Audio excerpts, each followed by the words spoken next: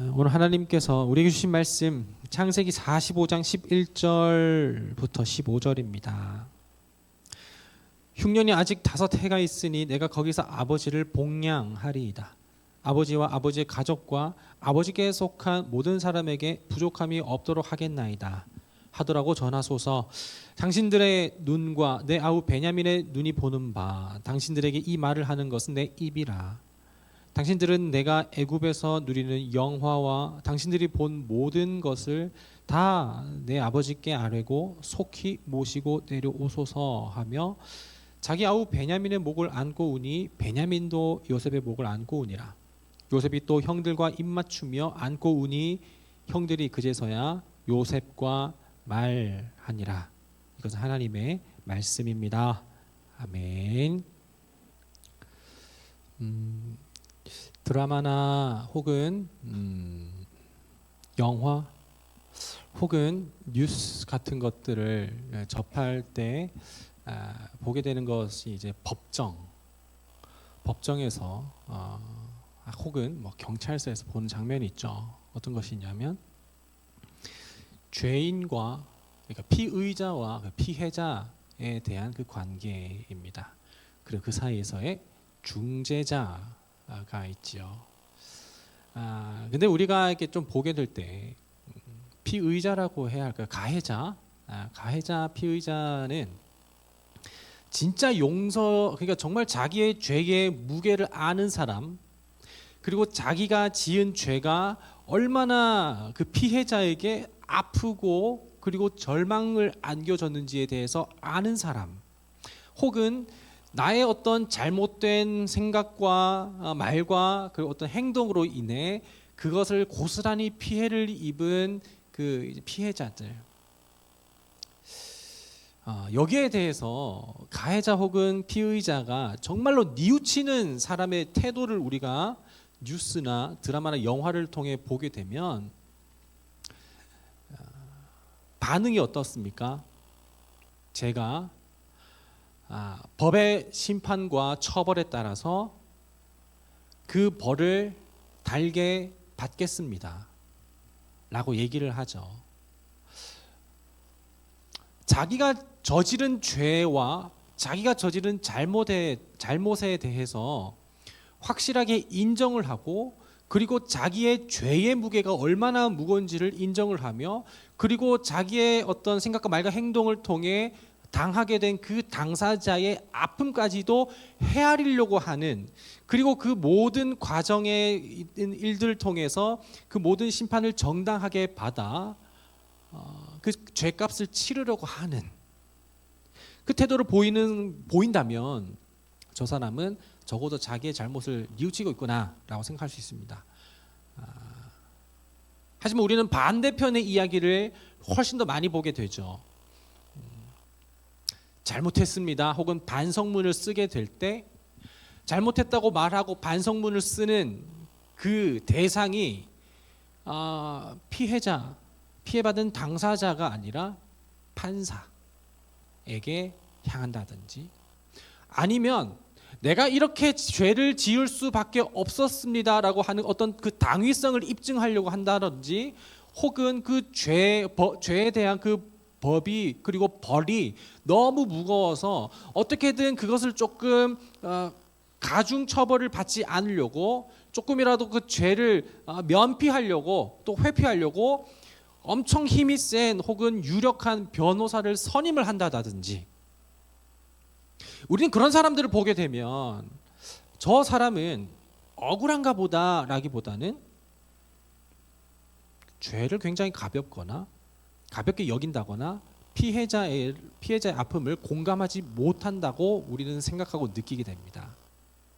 죄를 가볍게 여기고 자기가 뭘 잘못했는지도 모르며, 그리고 피해자에 대해서 어떤 아픔과 슬픔과 그들이 앞으로 살아가야 할 어떤 고통스러운 삶에 대해서는 전혀 공감 못한다는 것을 생각을 하게 되죠. 이 용서를 구한다라는 것과, 그리고 용서한다라는 것과, 그리고 그 두 사이가 서로 화해한다라는 것, 그러니까 관계가 다시 회복되는 것, 것에 대해서 우리는 생각을 해보게 되면 그것은 그냥 용서를 하는 사람은 그냥 거저 넉넉한 마음으로 그냥 대가 없이 해주기보다는 용서하는 사람은 반드시 그 나름대로의 대가가 치르게 되는 것 같고, 용서를 구하는 사람도 그 대가를 자기 스스로가 취하며 그리고 치르며 그리고 마땅히 그 벌을 달게 받은 후에 그 용서를 구하는 것이 용서 구하는 사람으로서의 마땅하며, 그리고 더 나아가 화해라는 것은 사실은 용서를 구하고 용서를 받는 거랑은 별개의 문제인 것 같아요. 더 깊은 문제를 갖단 말이죠. 화해는 단순히 용서할게, 그리고 용서를 구합니다 라고 하는 것과 또 별개로 더 깊은 문제 같단 말입니다. 이 무겁고도 심오한 이야기, 오늘 또 우리 요셉의 이야기를 통해 과연 용서를 구하는 것과 용서를 하는 것과 그리고 그것이 더 나아가 화해하는 것, 그 엄청난 간극으로 벌어진 그 사이에 다시 그 두 관계가 다시 합쳐지는 것, 이전의 관계로 돌아가는 것에 대해서 한번 이야기를 해보려고 합니다. 오늘 본문을 중심으로 한다기보단 역시나 관련해서 요셉의 전체 이야기를 우리 다시 한번 생각해 볼 필요가 있어요. 또 옛날에 동화 들려주듯이 제가 또 이야기를 할 테니까 가벼운 마음으로 요셉의 이야기를 함께 들어주시면 좋겠습니다. 형들이 요셉을 팔았습니다. 그리고 나서 이제 수년이 흘렀어요. 십수년이 흘렀습니다. 가나안에 야곱이 살고 있는 곳입니다. 야곱과 그 형제들이 살고 있는 가나안. 그 가나안에 기근이 들게 되었어요. 그런데 그 가나안에 기근이 들 뿐만 아니라 사실 애굽에도 들었죠. 그런데 애굽에도 기근이 들었었는데 우리가 다 알다시피 그 기근을 하나님께서는 바로에게 먼저 알려주시고 꿈으로, 그리고 요셉은 그 꿈을 하나님께서 해석하게 해주심으로써 애굽에서 그 기근을 대비할 수 있게 했고, 그리고 그 모든 것을 다 이렇게 얘기를 한 요셉을 감옥에 있었던 그 죄수의 신분에서 바로는 총리의 신분, 이 모든 기근을 해결할 수 있는 그 키가 됐었던 요셉을 그 자리에 앉히게 됩니다. 그리고 나서 요셉은 그 곡식을 파는 그 어떤 모든 총괄의 자리로 앉히게 되었어요.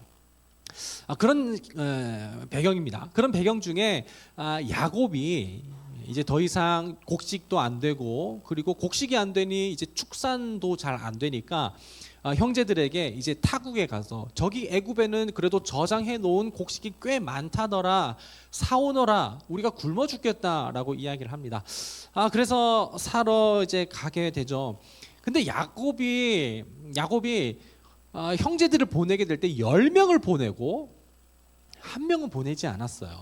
그 한 명이 누구냐? 베냐민입니다.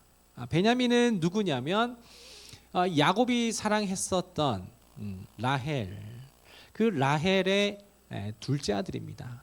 첫째 아들도 누구냐? 요셉입니다.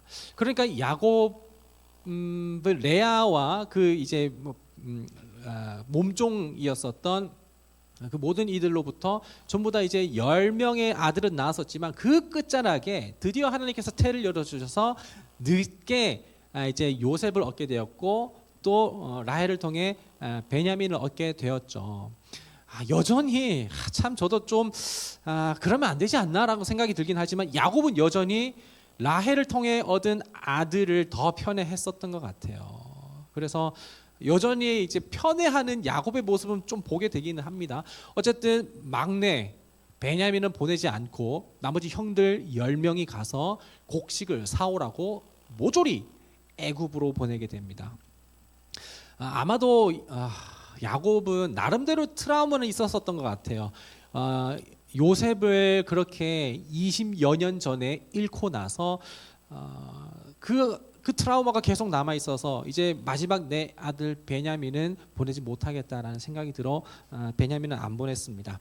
그렇게 10명의 형들은 요셉의 형들은 애굽에 도착을 하게 되죠.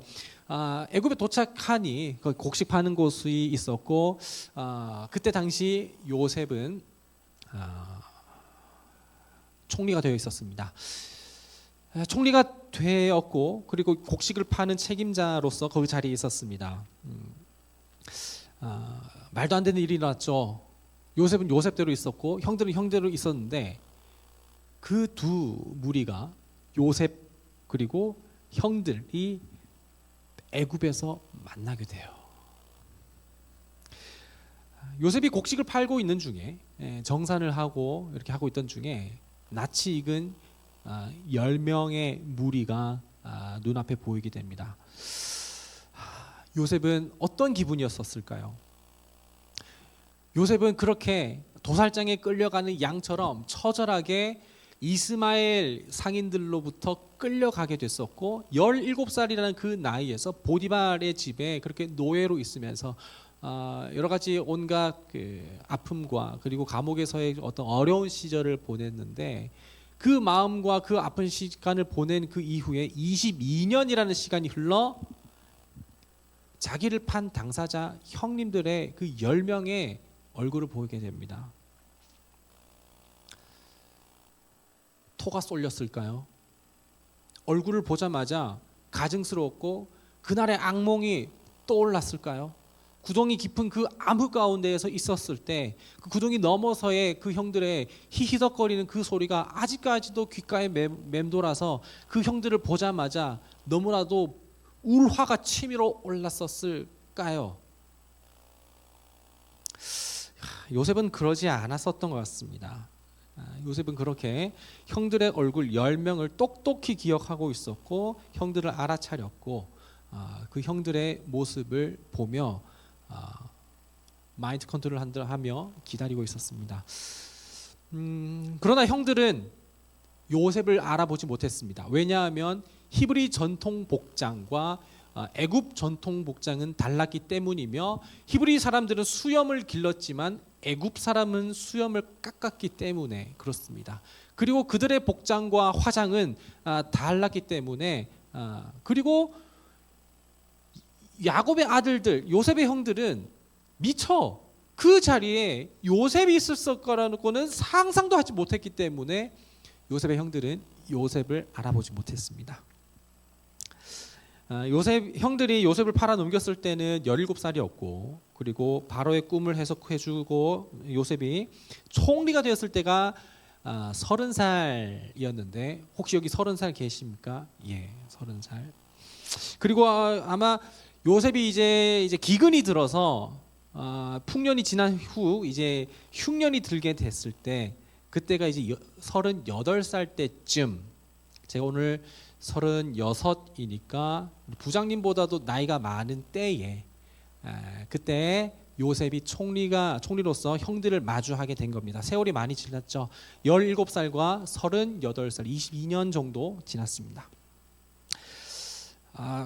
부장님 잠깐 너무 죄송합니다. 갑자기 저도 모르게 요셉은 형들을 알아보았지만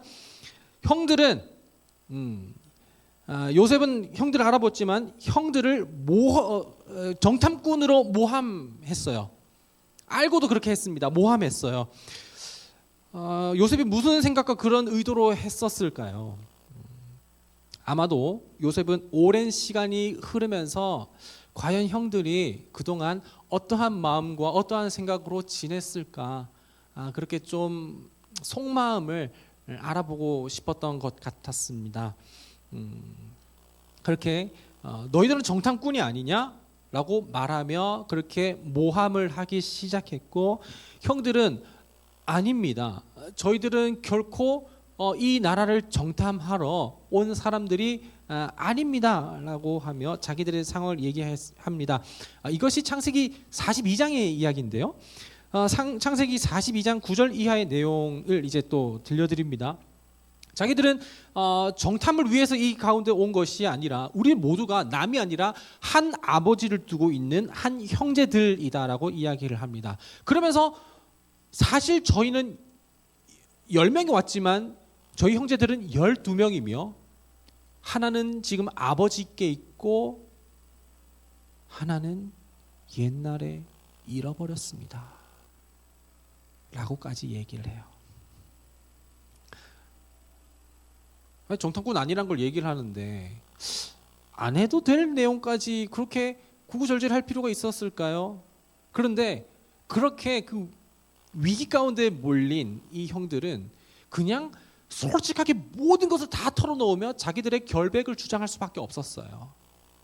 그렇게 요셉이 옛날에 잃어버렸던 것까지 얘기를 하며 그렇게 자기들의 이야기를 합니다. 형제들은 이 이야기를 통해 우리가 알 수 있는 것은 형제들은 20년이 넘는 지금에 이르도록 요셉을 여전히 기억은 하고 있습니다. 그리고 요셉을 여전히 자기들의 형제로 인정하고 있습니다. 그 당시에 17살에 요셉을 팔 때 질투도 나고 그 녀석한테 정말 꼴불견이었었던 철없었던 막내, 정말 죽이고 싶을 정도로 해서 정말 죽이려고까지 했었으며 그에게 팔려가는 모습을 보며 가증스럽게 팔려가는 모습을 보며 볼 때 꼴불견이라고 하며 그렇게 웃고 히덕거렸었던 그때, 그러면서 너 그러니까 그 자리로 넘어가, 너는 이제 우리의 형제가 아니야라고 하면서 우리는 12명이 아니라 우리 형제는 11명이야라고 하며 그 22년 전에 요셉은 이제 없는 사람이라고 그렇게 생각을 못 받고 지냈을 법도 하지만 형제들은 지금 이렇게 말하는 것을 보면 그때 일을 후회하며 요셉을 여전히 철없었던 자기들의 모습을 후회하며 요셉을 형제로 인정하고 기억하고 더 나아가 자신들의 죄를 뉘우치고 있는 것을 보게 되는 거죠. 그 말을 들은 요셉의 속마음은 어떻게 됐겠습니까? 형들이 여전히 그때는 나를 팔았지만 형들은 나를 지금 형제로 기억하고 있구나 라고 하며 형들은 더 그 깊은 마음을 보기 원했고 알기 원했었던 것 같습니다. 20년이 넘는 시간이 흐르도록 요셉은 정말 모든 것을 다 잃어버렸던 그런 마음을 갖고 있었을 거예요. 형제들에게 배신을 당하고 바로 그 보디발의 집에서도 나름대로 성실히 했지만 유혹과 그리고 오해가 있었고 그 이후에 유혹과 오해를 통해 그 감옥 생활을 오래도록 하면서 다시 그 암흑 같은 그 감옥에서 빠져나가는 시간만을 기다리며 어쩌면 정신질환까지도 왔었을지도 모르고 그 가운데 내가 지금 이렇게 된 모든 이유는 형들이 나를 미워해서라며 증오하는 시간을 보냈었을지도 모르겠습니다. 그렇게 복수심이 불타는 마음으로 언제나 한결같이 그런 세월을 보냈었다면 아마도 요셉은 형들에게 두려움을 심어주고 이번 기회를 통해서 내가 당한 것을 갑절로 갚아주겠다며 참교육을 해주기 위해 자기 자리에서 나 원래 여러분들이 알고 있는 요셉이야 라고 말하며 자기의 존재를 나타낼 법도 합니다. 그리고 그 자리에서 당장 불호령을 내리며 심판을 할 법도 하지만 요셉은 조금은 더 자기의 존재를 감추며 애굽의 총리로서 형들을 떠보게 됩니다. 그리고 이번에 곡식을 사러 왔다가 그냥 곡식을 사고 돌아가게 되면 보고 싶었던 그리고 알고 싶었던 그 고국의 소식들을 더 알지 못하고 보지 못하고 듣지 못하게 될까봐 요셉은 하나의 어떤 트랩을 걸어놓게 됩니다. 요셉은 형들이 말한 사실, 자기들이 정말 한 형제이며 집에 아버지가 있고 거기에 막내 아들이 있는지를 그 결백을 정말 맞는지를 증명해 보라며 그 증명을 요구했고 그래서 그 막내를 데려오라고 합니다. 그럼 믿어주겠다고 했죠. 근데 모두 보내지 않고 한 사람은 감옥에 냅두는 걸로 합니다. 그리고 그 사람은 시므온이에요. 그렇게 막내를 데리러 나머지 형들은 다시 가나안으로 갑니다.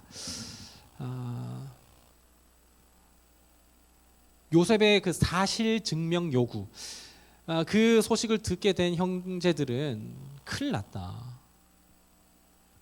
하며 우리가 옛날에 어렸을 때 요셉을 팔아 넘겼었던 그 일로 우리 지금 하나님께 벌 받는 거다라고 말하며 돌아가는 길에 자기들끼리 그렇게 이야기를 나눴었고, 그리고 요셉이 그렇게 괴로워하면서 형 하면서 그렇게 부르짖었을 때 우리는 듣지도 않았었던 그 모습, 우리 정말 철없었다라고 말하며 자기들의 죄를 뼈저리게 뉘우치고 있었던 그 형제들입니다. 그래서 이제 우리가 그런 괴로움을 이제 모두 다 당하는 거라고, 하나님께서 이제 다 갚으시는 거라고 말하며 그렇게 얘기를 하고, 또 르우벤 첫째 형이 말하길 이제 우리가 그 아이의 핏값을 치르게 된 것이야 라고 말하며 그야말로 자기들의 현 상황을 완전 절망스럽게 여기고 있었습니다. 그렇게 자기들이 사실 요셉의 총리의 사실 증명 요구를 들었었을 때 그 소리를 하며 큰일 났다 하면서 우리는 요셉의 일로 인해 벌 받는 거다 하면서 그렇게 좌절하고 있었던 그 모습을 요셉이 봅니다. 그런데 요셉과 그 형제들 사이에 통역을 세워놨었기 때문에 요셉의 형님들은 자기들이 하는 이야기가 총리한테 들리지 않을 거라고 생각을 했고, 그리고 요셉은 형님들이 내가 듣는 줄 모른다고 생각하고 그 진실된 말을 하는 거라고 생각을 하며 총리로서 그냥 표정 관리를 하고 있었던 거였죠. 그러면서 요셉은 형님들의 본심을 듣게 됩니다. 그때 형님들이 나를 버리긴 했지만 뉘우치고 있고, 그리고 돌이키고 싶어 하고, 그리고 지금 많이 나 때문에 여전히 힘들어 하는구나 라고 생각을 하게 되는 것이죠.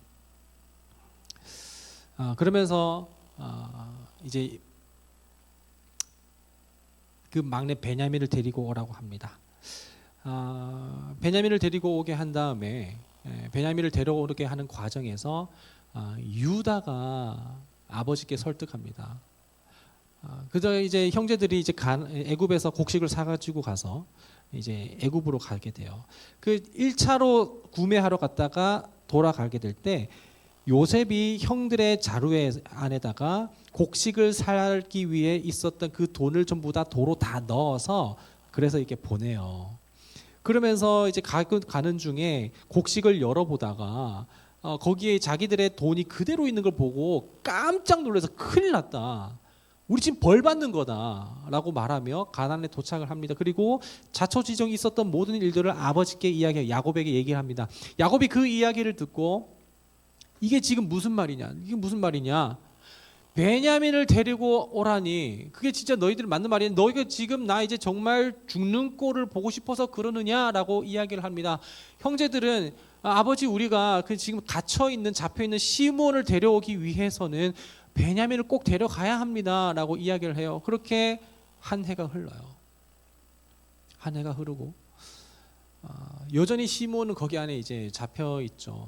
그리고 곡식이 다 떨어졌을 때 또 곡식을 사러 다녀오라고 이야기를 합니다. 그랬을 때 우리 지금 그냥 못 간다고, 베냐민 무조건 데려가야 된다고, 베냐민 데려가야 시므온 데리고 올 수 있다고, 그리고 우리의 결백을 증명할 수 있다고, 그 애굽의 총리한테 증명할 수 있다고 이야기를 하죠. 그러면서 유다가 이야기하길, 아버지 만약에 제가 베냐민을 데려갔다가 베냐민에게 무슨 일이 있다면 제가 그 베냐민에 대한 그 모든 그 책임을 다 지고 그리고 그 모든 값을 다 치르겠습니다라고 책임을 지고 이야기를 해요. 여기에 이 유다는 우리가 이제 다 아는 것처럼 나중에 유다 지파가 되어서 그 유다 지파에서 다윗이 나고 그 다윗의 씨에서 예수 그리스도가 나타나게 되죠. 그 유다가 아버지께 그렇게 자기가 모든 것을 다 책임지겠다고 이야기를 하며 설득하며 어쩔 수 없이 야곱은 허락을 하고 유다는 베냐민을 데리고 갑니다. 그렇게 다시 한번 요셉과 그리고 형제들 그리고 베냐민이 2차로 재회하게 돼요. 베냐민은 처음 보는 것이죠. 그런데 그들이 돌아오게 됐을 때 요셉은 그들을 전부 다 자기의 집으로, 요셉의 집, 그러니까 애굽의 총리의 집으로 그 형제들을 다 초대합니다. 초대할 뿐만 아니라 점심을 같이 즐기자고 말하고, 그리고 씻을 물과 그리고 가축들의 밥까지도 전부 다 내어놓는 굉장히 호의와 그리고 친절을 베풀게 되죠. 그랬을 때 형제들은 어떻게 생각하시는지 하는지 아십니까? 요셉 이 총리가 우리를 잡아서 그 돈 없어진 그 돈꾀를 가지고 우리에게 책 잡아서 우리를 노예 삼으려고 하는 거다. 우리 진짜 정말 큰일 났다. 베냐민도 잡히고 우리도 잡히고 다 큰일 났다. 이제 다 망했다. 라고 생각을 하며 벌벌 떨고 있었죠. 창세기 43장으로 넘어간 이야기인데 계속 그 이야기를 하고 있는데 이제 모두가 그 요셉 앞에 서게 되며 점심을 즐겨요. 점심을 즐기고 요셉은 형님들의 서열순으로 테이블에 착착착 앉힙니다. 미쳤다. 애굽 총리 미쳤다 생각하며 형제들은 앉았겠죠. 그렇게 모든 그 만찬을 즐기고 그랬을 때 형제들은 이야기를 합니다. 총리님, 저희가 그때 돌아가게 됐을 때 돈자루가 있었던 걸 발견해서 그 돈자루의 2배를 가지고 왔어요. 저희는 정말 그럴 생각이 없었는데 이건 하나님이 저희를 심판한 것 같습니다라고 했는데 요셉은 아닙니다. 우리는 그때 그 모든 곡식에 대한 값을 다 치렀고 그거는 그냥 제 것이 아닙니다. 형제들의 것이요라고 이렇게 이야기를 하죠. 그러면서 이제 모든 것을 다 이제 다시 한번 2차 곡식을 사게 단 다음에 돌려보냅니다. 돌려보낼 때 요셉이 또 장난쳐요. 2차 모함을 하게 됩니다. 이제 베냐민의 자루에다가 은잔을 넣죠. 이 은잔이라고 하는 것은 이제 애굽의 총리의 것이기 때문에 그 누구도 건들 수 없는 굉장히 고귀한 것 중에 하나였어요. 그렇게 은잔에다가 몰래 베냐민의 자루에다가 집어넣게 되고 그들을 돌려보낸 후에 사람을 시켜서 뒤따라가게 하여 그 자루 가운데 베냐민의 자루에서 은잔을 발견하게 합니다. 유다가 오열하고 좌절합니다. 우리가 그럴 리가 없다고. 그리고 혹여나 베냐민이 그랬다면 어차피 베냐민이 잡힐 바에 그냥 내가 잡혀서 그 모든 죄를 다 치르겠다고 이렇게 이야기를 하는 거죠. 그랬을 때 요셉은 그 형들의 태도와 모습을 보며 안에서 끓어오르고 북받쳐 오르는 그 마음을 주체할 수가 없었어요. 그리고 나서 드디어 자기의 신분을 오픈합니다. 형님, 옛날에 형님들이 팔았었던 요셉이 바로 저입니다.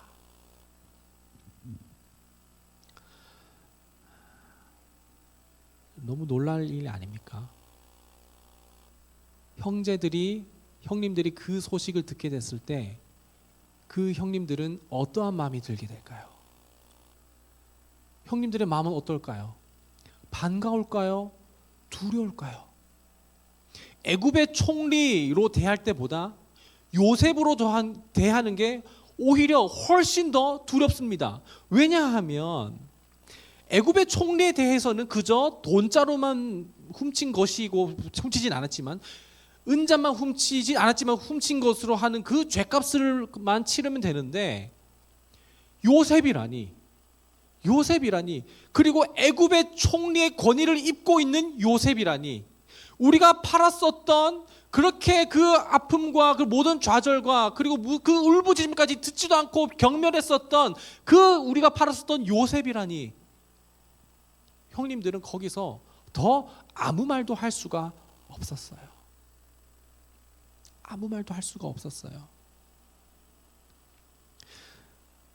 요셉은 사실 형님들을 괴롭히고 싶고 심판하고 싶고 그리고 이 형님들을 못 살게 굴려고 참교육을 시키고 싶어서 모함했었던 건 아니에요. 오히려 형님들의 본심을 더욱더 보기 원했고 듣기 원했고, 그리고 요셉은 이미 형님들과 다시 그 모든 관계를 회복하고 싶었기 때문에 그 이제 과정들, 돈자루와 은잔 사건을 이렇게 만들었었던 거죠. 여러분, 만약에 우리 한번 생각을 해봅시다.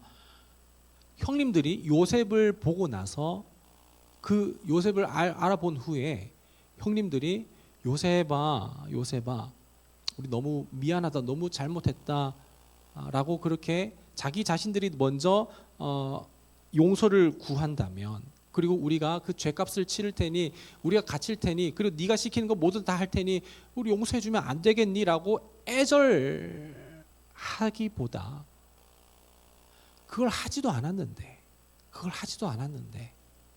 요셉이 먼저 자기 자신을 오픈하며 나를 원망하지 마소서, 자기 스스로를 또 한탄하지 마소서, 형님들을 먼저 구원하려고 하나님께서 나를 여기 먼저 보내셨습니다라고 말하며 먼저 용서까지도 하고 화해의 손을 내미는 요셉의 모습을 볼 때 요셉의 형님들은 어떠한 마음과 생각과 기분이 들게 되었을까요? 요셉의 형들은 스스로 용서를 구하려고 하는 그 입도 떼지도 못하고 오히려 요셉의 화해의 손에 과연 이 화해의 손을 잡아도 되는 것일까라고 말하며 그 한량 없는 그 정말 그 요셉의 그 넓은 마음에, 그리고 넓은 그 용서에 감사하며 고마운 마음 뿐일 겁니다. 어떠한 변명도 그리고 핑계도 될 수 없고 그냥 고개를 숙여 눈물을 뚝뚝 흘리며 요셉이 먼저 뻗어준 그 자비로운 손길에 감사함으로 그냥 잡을 수밖에 없을 거예요.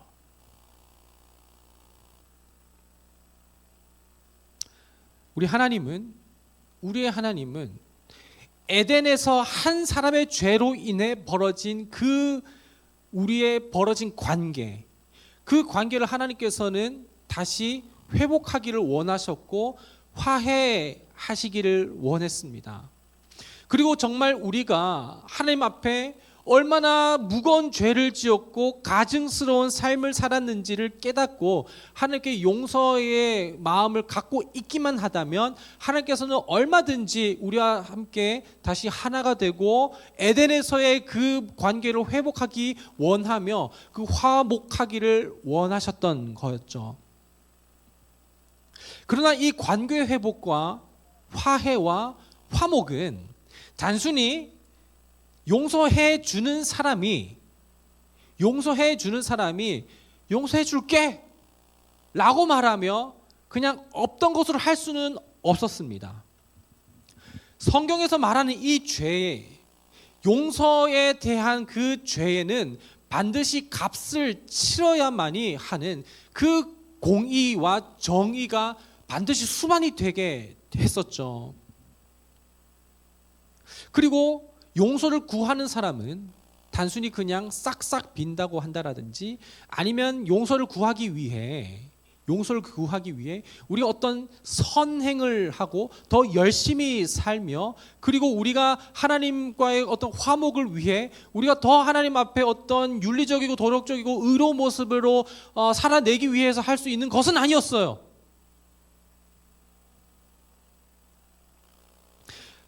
인간이 행위를 통해서 율법 지킴으로써 하나님 앞에 이러하게 우리가 그동안 그렇게 삶을 살아왔으니 내가 어렸을 때부터 모든 계명을 다 지켰나이다 라고 말하며 내가 이만큼 의로운 삶을 살았고 저 세리는 저러한 삶을 살았지만 나는 그러하지 않았나이다 라고 말하며 하나님 앞에 그러니 내 모습을 보고 나를 용서해 주소서 라고 말할 수가 없다라는 거예요.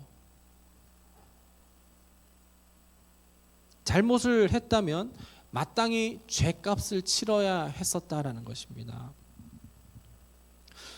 그러나 구약에서는 그렇게 죄에 대한 그 값이 1대1이었습니다. 재산에는 재산, 피에는 피, 생명에는 생명, 이에는 이, 눈에는 눈. 이게 바로 모세율법입니다.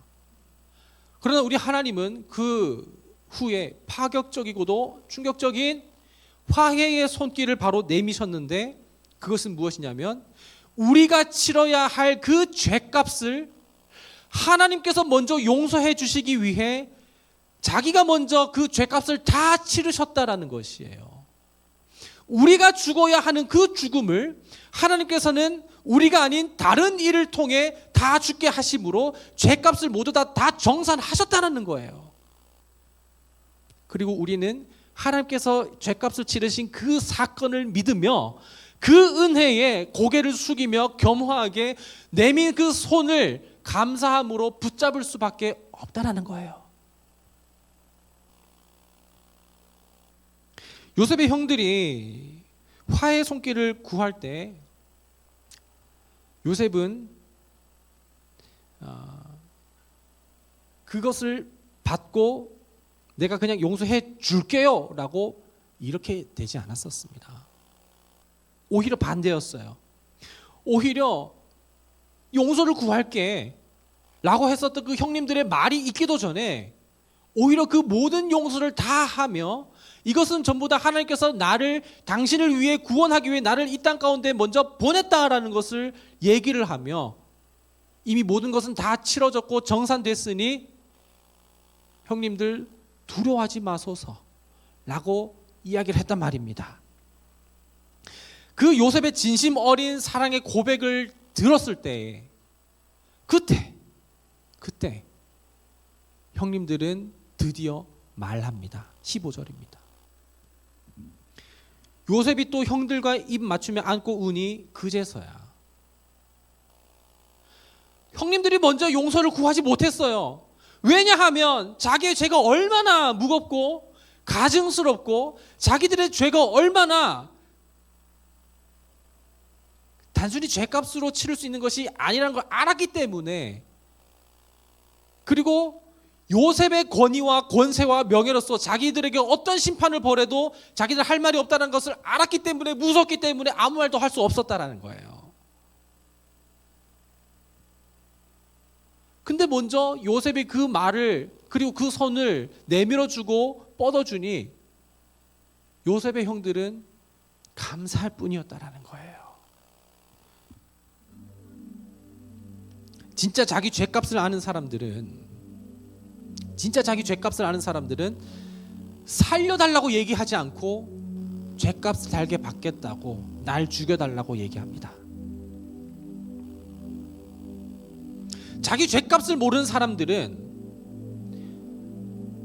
죄의 형벌이 너무 무거우니 좀 가볍게 해달라고 얘기를 하고, 자기의 행동과 그럴 수밖에 없었던 모든 삶을 정당화하기 위해서 변호사를 선임합니다. 어떻게든 면피하고 회피하려고만 하지요. 요셉의 형들은 잘못했다고 뉘우치기는 해도 용서를 구할 수는 있어도 용서받을 수는 없었을지 몰라요.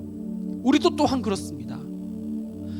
용서를 구하고 또 용서를 받을 수까지 있어도 화해까지 나아갈 수는 없었을 거라고 생각은 했을지 몰라요. 그러나 요셉의 형들은 다시 화해까지 하고 그 다시 관계의 회복까지 나아가는 그 은혜를 경험하게 됩니다. 우리도 하나님의 관계 회복의 초청 앞에서 우리가 먼저 하나님을 사랑한 것 아니고, 우리가 먼저 하나님을 선택한 것이 아니고, 하나님이 먼저 우리를 사랑하셨고 하나님이 먼저 우리를 선택하셨으며 하나님께서 우리와 관계의 회복을 위하여서 그 아들 예수 그리스도를 이 땅 가운데 보내주셨고, 이제 다시 예수 그리스도를 통해 내 하나님 나라로 오라 하시며 내 집에 거할 곳이 많다 하시며 모든 이들을 초청한 요셉처럼 하나님께서 우리를 그 하나님 나라로 초청하십니다. 우리는 다시 에덴으로 들어갈 수 없었던 그 절망적인 상황이 있었지만 하나님께서는 그 에덴, 새 예루살렘, 하나님 나라로 우리를 초대하시는데 그 화해를 위해 예수 그리스도 십자가의 죄값으로 모든 것을 다 해결했고 치렀다고 이야기를 하고 있어요. C.S. 루이스는 이렇게 이야기합니다. 오늘날 많은 그리스도인들이 재판장이 되려고 하고 하나님을 피고석에 앉혀놓았다.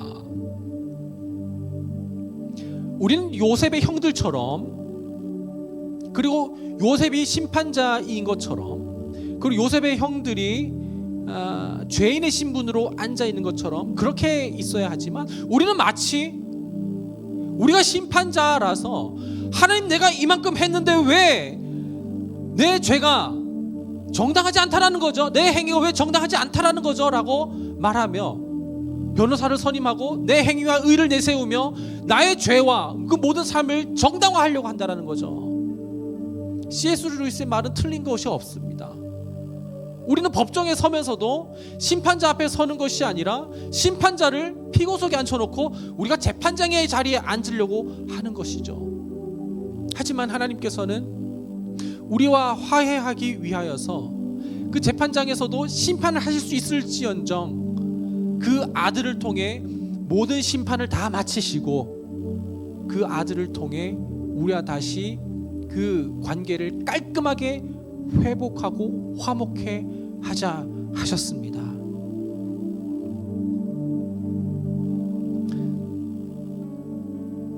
하나님께서는 죄값도 하나님께서 다 치르셨고 관계 회복도 하자고 하셨습니다.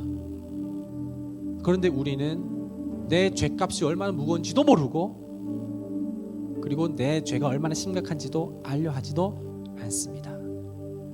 이것은 윤리적이고 도덕적이고 종교적이면서도 우리는 얼마든지 하나님 앞에 죄를 범할 수 있다는 것이죠.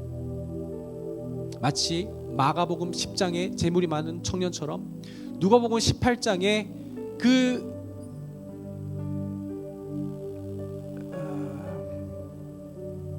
외식하는 바리새인처럼 충분히 종교적이면서 충분히 도덕적이면서 충분히 윤리적이면서도 하나님 앞에 범죄하며 하나님을 의지하지 않을 수 있어요. 우리는 복중공하면서 배웠습니다. 교만은 하나님을 의지하지 않는 것이고 겸손은 스스로를 낮추는 것이 아니라 하나님을 의지하는 것이라고.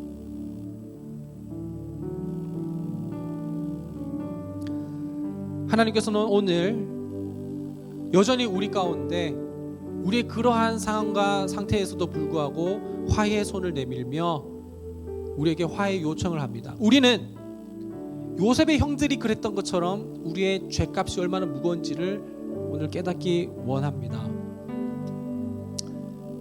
요셉이 하나님께서 보내셔서 애굽에서 갔던 것처럼 하나님께서 보내셔서 예수 그리스도가 이 땅 가운데 오셨습니다.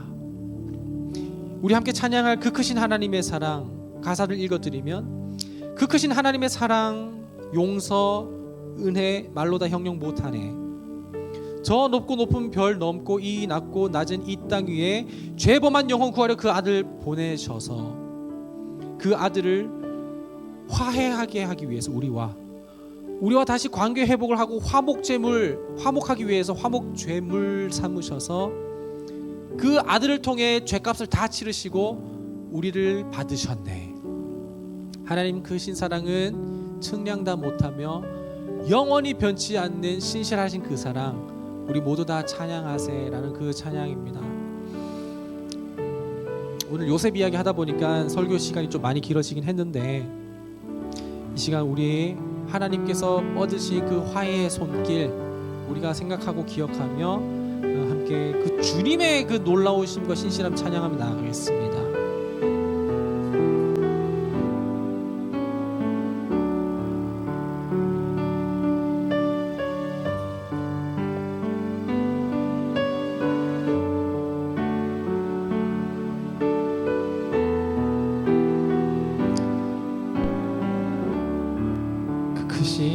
그 크신 하나님의 사랑 말로 다 형용 못하네. 저 높고 높은 별을 넘어 이 낮고 낮은 땅 위에 죄범한 영혼 구하려 그 아들 보내사 화목 삼으시고 죄 용서하. 오늘 말씀 기억하며 우리 처음부터 다시 한번 찬양합니다. 그 크신 하나님의 그 크신 하나님의 사랑 말로 다 형용 못하네.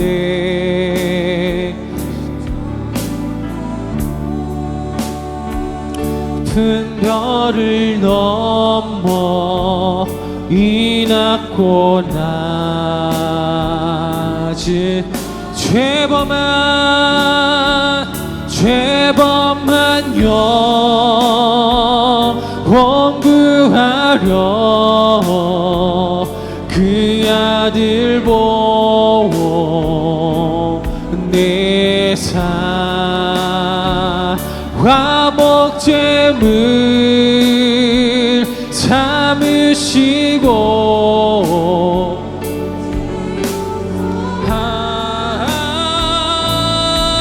하셨네. 하나님 크신 사랑은 증량다 못하네.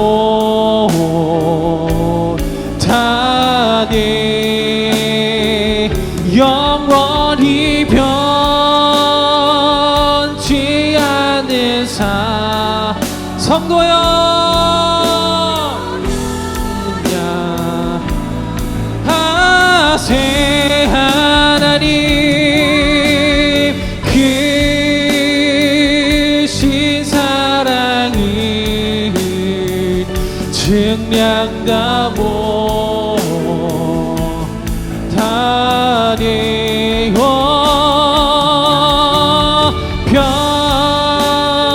변치 않는 사랑 성도여 찬양하네.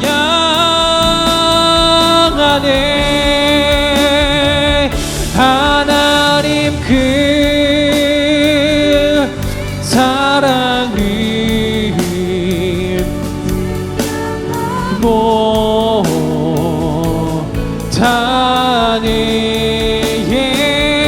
영원히 변치 않는 사랑 성도여 찬양하세.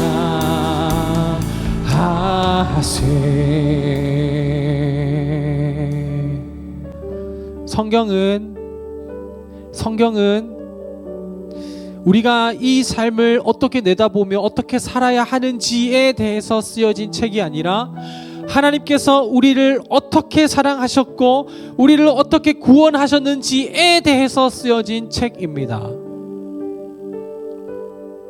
오늘 우리가 들어야 할 말씀은 내일부터 교회 밖으로 나가서 어떻게 의로운 삶을 살아가기 위해서 아둥바둥 살아야 하는지에 대한 매뉴얼 책이 아니라 영원 전부터 우리를 구속하기 위하여서 영원에 이르기까지 그 영원한 생명을 주시기 위해 하나님께서 우리를 어떻게 사랑하셨는지에 대해 낱낱이 쓰여진 책이라는 것입니다. 오늘 요셉의 이야기를 통해 오늘 우리는 하나님께서 우리를 어떻게 사랑하셨고 그 죄값이 얼마나 무거움에도 불구하고 하나님께서는 그 아들을 우리 가운데 보내셔서 그 아들을 통해 모든 죄값을 다 치르시고 내밀어 주신 그 화해의 손길 가운데 우리가 은혜에 겨워 고개를 숙이며 그 손을 잡을 뿐이라는 것을 고백한다라는 것, 거기에 대한 반응이죠. 거기에 대한 반응이지요. 오늘 이 시간 우리가 기도하며 나아갈 것은 여전히 절망스럽고 어려운 삶을 하나님 좀 해결해 주세요가 아니라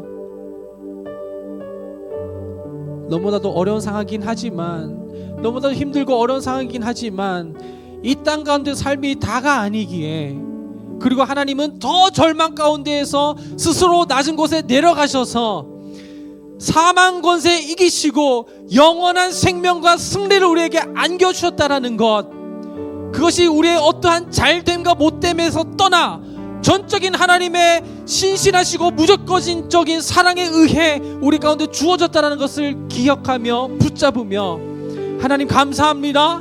하나님 감사합니다. 그 아들을 우리 가운데 보내주셔서 우리가 잘못한 그 모든 죄값을 다 치르게 하시고, 오늘 우리가 붙잡을 것은 우리가 율법을 붙잡는 것이 아니라 영원토록 그리고 무조건적인 그 은혜와 사랑만을 붙잡으며 감사하며 소망을 갖고 살아가면 된다는 것을 기억하는 것, 하나님 감사하는 마음을 가지고서 우리 함께 기도하며 나아갑니다. 하나님, 요셉의 형들이 요셉에게 했었던 것을 생각한다면 요셉의 형들은 아무 말도 할 수 없습니다.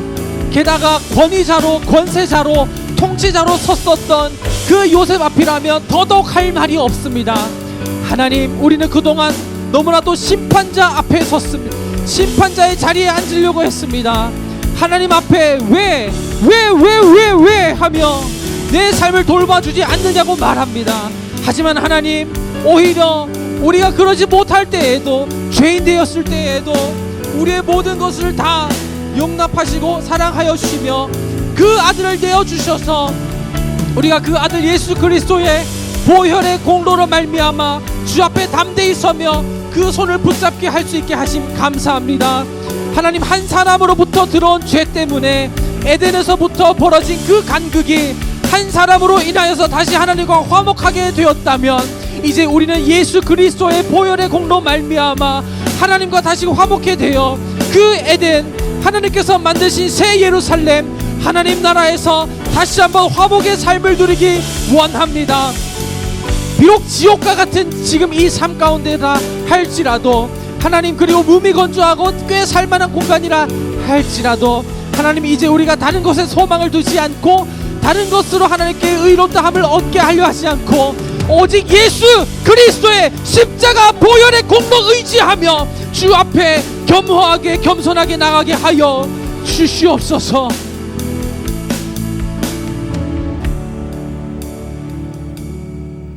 하나님, 우리가 붙잡아야 할 것은 우리 안에 남아있는 힘을 더 붙잡고 일어서는 것이 아니라 돈을 2배로 갖고 와도, 가나안의 소출을 다 가져와도 그것은 받지 않고 이미 다 값을 치르신 그 은혜 앞에 우리가 붙잡을 수밖에 없는 것은 그 은혜입니다.